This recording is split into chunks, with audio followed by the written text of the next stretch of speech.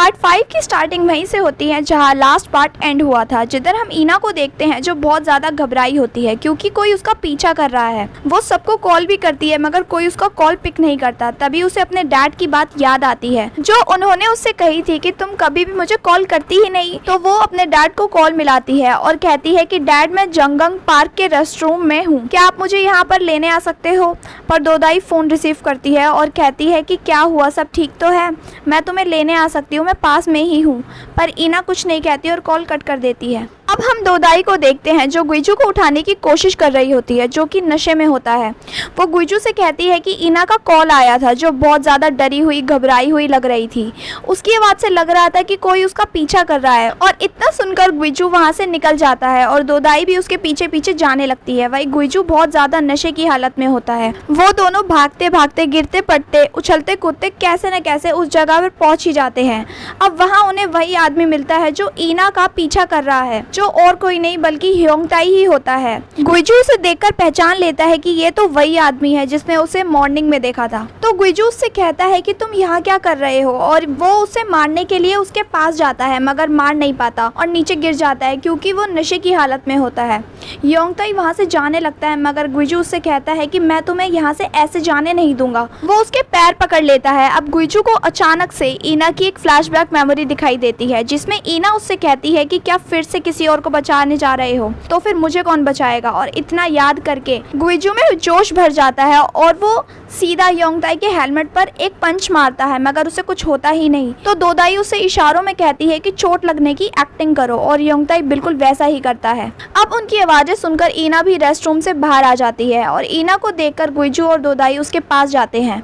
गुइजू ईना से पूछता है कि क्या तुम ठीक हो, और अब सब ठीक है, तुम बाहर आ सकती हो। मगर ईना बाहर नहीं आती और दोदाई उसका रीज़न समझ जाती है।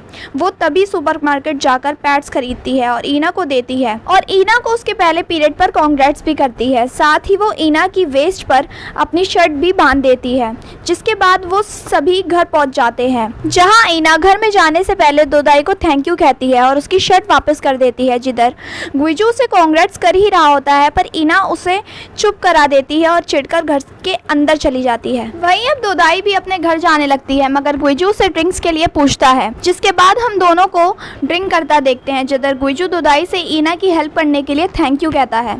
साथ ही वो ये भी कहता है कि मुझे थैंक यू करने से मना करना बंद करो क्योंकि मैं थैंक यू फील करने में केपेबल नहीं हूँ। अगर ऐसा होता तो मुझे डिप्रेशन नहीं होता, तो सॉरी, मैं तुम्हारे लिए कुछ नहीं कर सकता। जिस पर दोदाई कहती है कि तुम पहले ही कर चुके हो जब तुमने मेरा हाथ पकड़ा था। तो गुइजू कहता है कि तुम झूठ क्यों बोल रही हो, मैंने कब पकड़ा तुम्हारा हाथ। तो दोदाई कहती है कि मॉल में जब फायर अलार्म बजा था तब तुमने मेरा हाथ पकड़ा था। अब गुइजू के हाथ में चोट लगी हुई थी तो दोदाई उसके पट्टी करने लगती है। साथ ही वो ये भी गुइजू से कहती है कि हो सकता है तुम फ्यूचर से आए हो और मेरा हाथ पकड़ा हो क्योंकि तुम पास्ट में समय में पीछे जा सकते हो, राइट। तो गुइजू उससे मना करता है कि मैं ऐसा नहीं कर सकता। जिस पर दोदाई कहती है कि तुम अपनी पावर्स खो चुके हो, क्या हो अगर तुम्हारा डिप्रेशन खत्म हो जाए और तुम्हारे हैप्पी मोमेंट्स फिर से वापस आ जाए, तुम पहले की तरह हो जाओ। तो एक बार आंखें बंद करके जोर दो, क्या पता तुम समय में वापस से पीछे जा सको।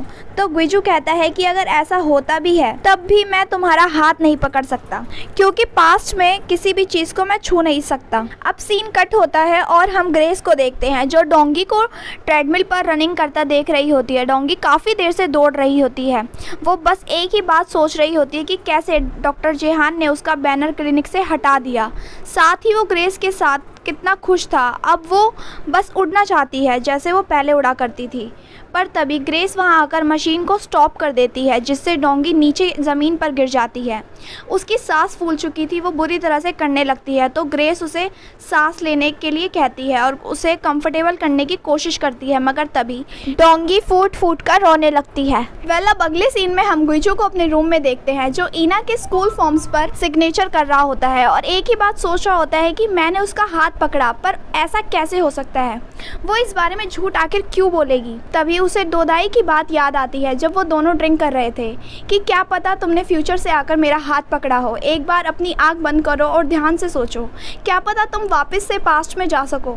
और वैसे ही होता है, गुइजू अपनी आंखें बंद करता है और पास्ट में जाने का ट्राई करता है और फाइनली वो उस मोमेंट में पहुंच जाता है जब वो मॉल में था। उसे खुद पर विश्वास नहीं हो रहा होता और कुछ देर बाद वहाँ फायर अलार्म बज जाता है तो वो उसी जगह जाता है जहाँ दोदाई होती है और उसे वहाँ दोदाई दिख जाती है। अब वो दोदाई के पास जाकर उसका हाथ पकड़ने की कोशिश करता है, उसी तरह जिस तरह उसने पहले मॉल में उसका हाथ पकड़ा था।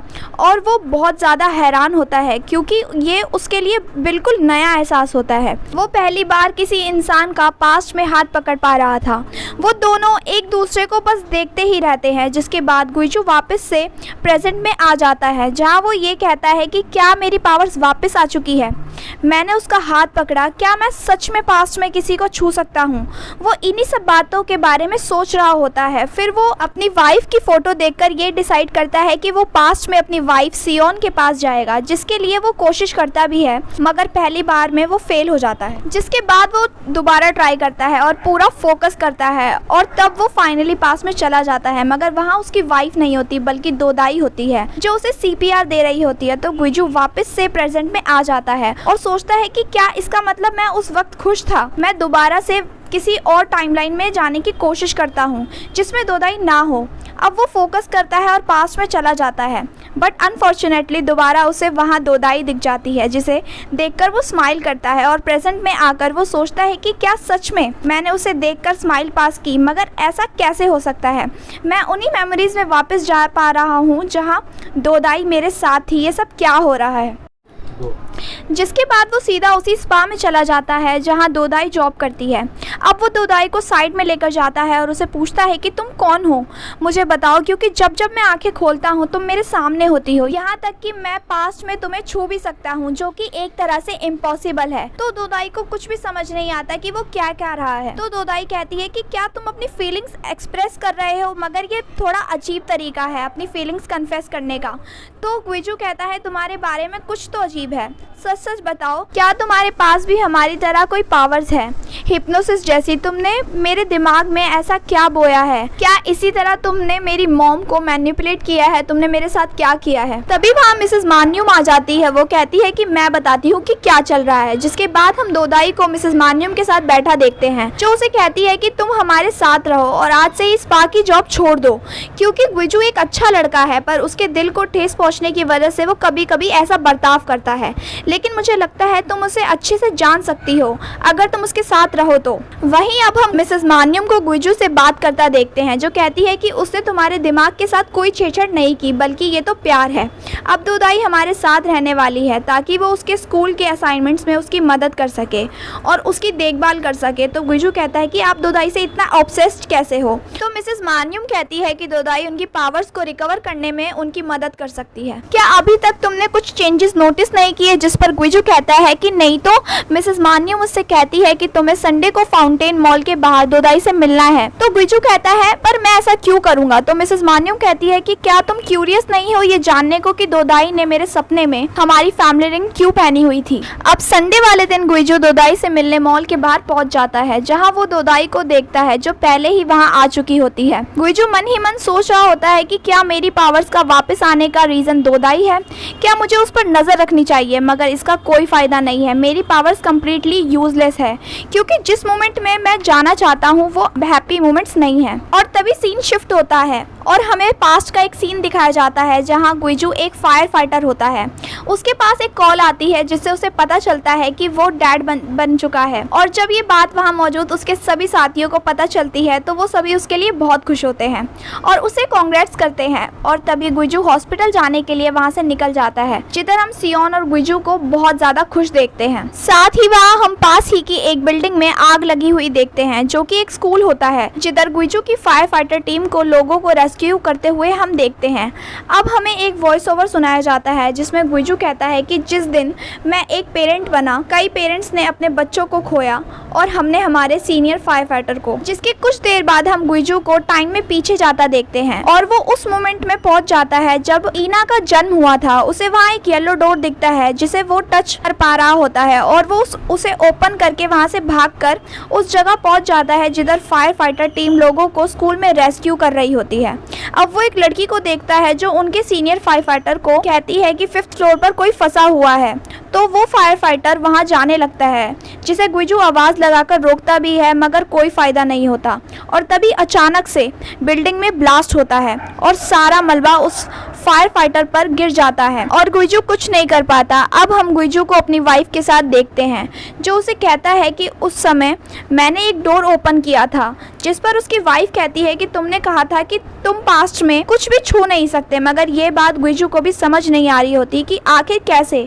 मगर अब कई सारी चीज़ें हैं जो उसने ट्राई नहीं की। उसे वहाँ कोई ऐसा डोर ढूंढना होगा जिससे वो कुछ कर पाए। और इतना कहकर गुइजू समय में पीछे जाता है और कोशिश करता है कि वो अपने सीनियर फायर फाइटर ऑफिसर को स्कूल में जाने से पहले ही बचा सके, मगर कुछ भी फायदा नहीं होता और गुइजू उन्हें नहीं बचा पाता।